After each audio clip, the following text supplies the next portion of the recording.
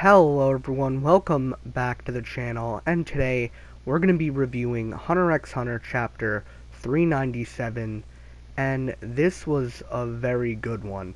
As you guys know, if you've been keeping up with the manga, we're currently in a Phantom Troop flashback, which I think we really needed this because, we didn't know too much about the Phantom Troop and they're a big role in the series. So this was a kind of cool thing, especially how we started off where we were going over some of the mob gang members for a little bit, and it was like we just hopped back into the series and that's the first thing we see. But this was a very awesome thing to look at. And yeah, let's get into it. Sorry if I haven't been posting for a while. I've been having trouble with my mic. I have some temporary things I can do for now, but, hopefully when Christmas comes we can upgrade. But, anyways, let's get into the chapter. So basically it starts off how it did the last time, where the Phantom Troop are basically doing, like, a theater show for the orphans. Basically the Phantom Troop are at an orphanage, and you know how, like, they originally showed us they were just from Meteor City? They were actually in an orphanage near Meteor City. So that was something they kind of cleared up on. But anyways, they kind of have a play on the Power Rangers, which is a very awesome, reference right there. But they're about to start, but one of their friends, Sarasa, I think her name is, she's not there. So, they're like, sorry, we can't start right now, she's not here. And then Chrollo's all worried because the night before, like in the last chapter, she wasn't, she walked home alone and she got kidnapped. And there's a lot of kidnappings and stuff. There's a lot of crime obviously going down in Meteor City. So, yeah. Chrollo kind of breaks down, because he has a lot of guilt for not walking her home. And they obviously know something's wrong with their friend if she's not there. But, all the people in the audience are like, what, don't worry, Chrollo, we'll go find her, she's our friend. She's the, I think, the yellow or orange ranger. So, they want to go clean her. They're called the Power Cleaners, which is, a kind of funny pun right there. But, they all go out. There's a beautiful image of Uvogin and Chrollo on a motorcycle, which, the art has gotten much better. It looks really good. There's not, like, a paragraph kind of thing as it was in the last chapters before the hiatus. So yeah. Basically, another beautiful panel where you see Chrollo's face in just complete despair as they look and see her body hanging from a tree in a trash bag. Which, this is a very dark thing when I looked at it, when I had to take a double take, like, this is very dark. And it kind of explains, why the Phantom Troop are doing what they're doing. So basically, there's a note, and Chrollo's the only one able to read it. So, he reads it and he gets really pissed, and then Uvogin's like, what does it say? And they kind of have an argument, and it's like, Chrollo doesn't want to tell him what it says because it's so disgusting and disturbing.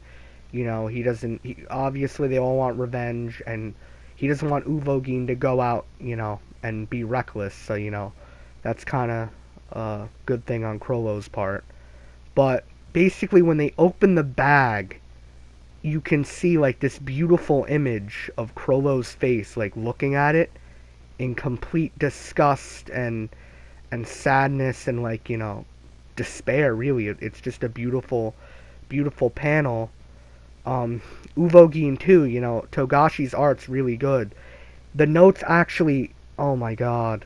Yeah, the note is nailed to her head. So, yeah, very, very disturbing, of course. He wouldn't want to share that note.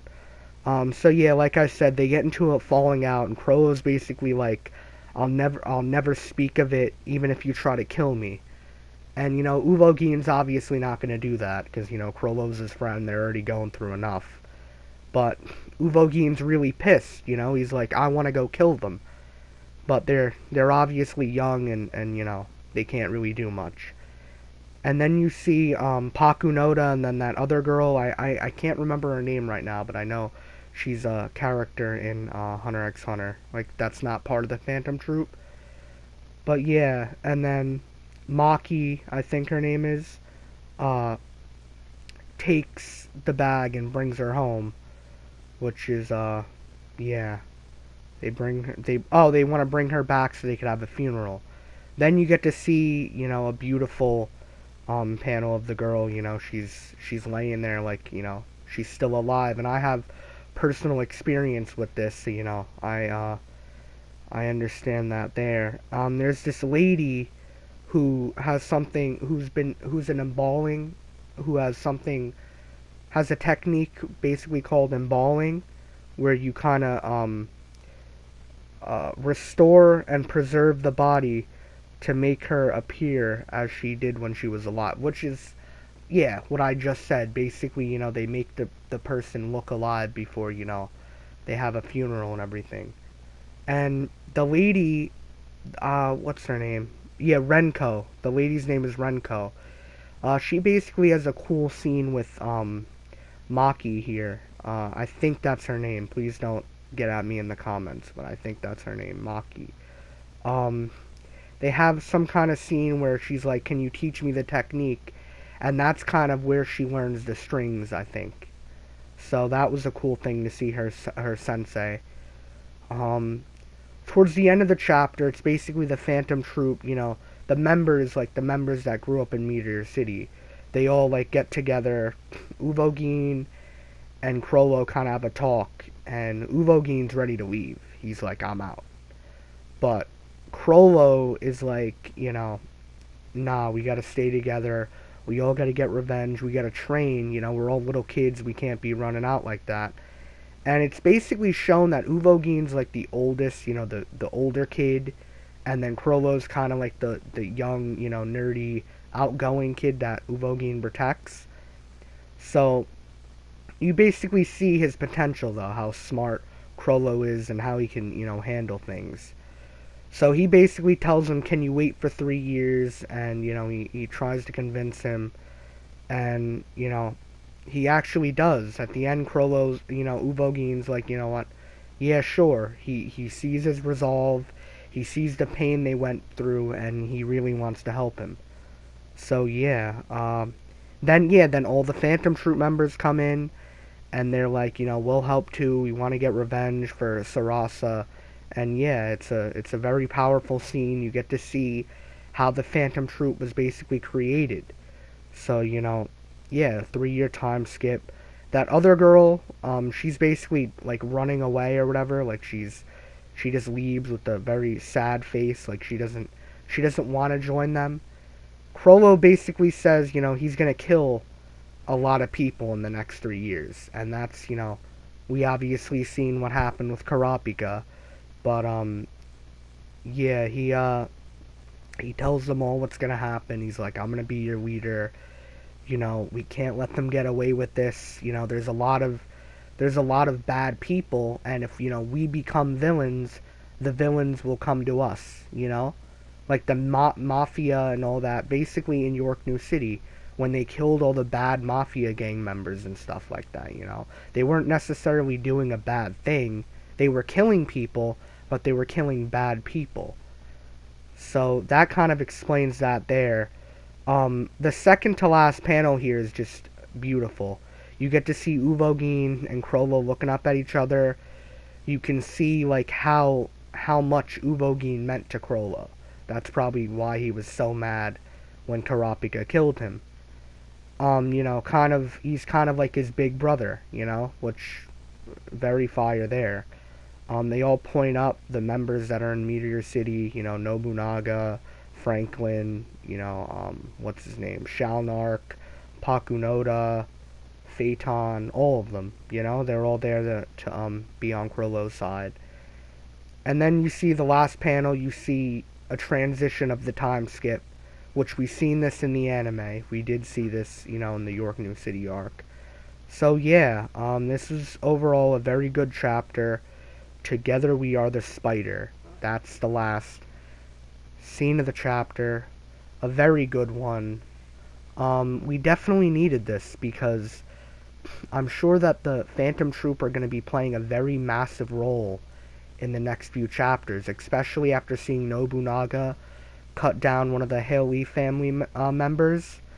Or, no, I think it was the other. I don't know. I get confused with the Mafia members on the ship. You know, there's a lot of stuff to go through with this Succession War arc.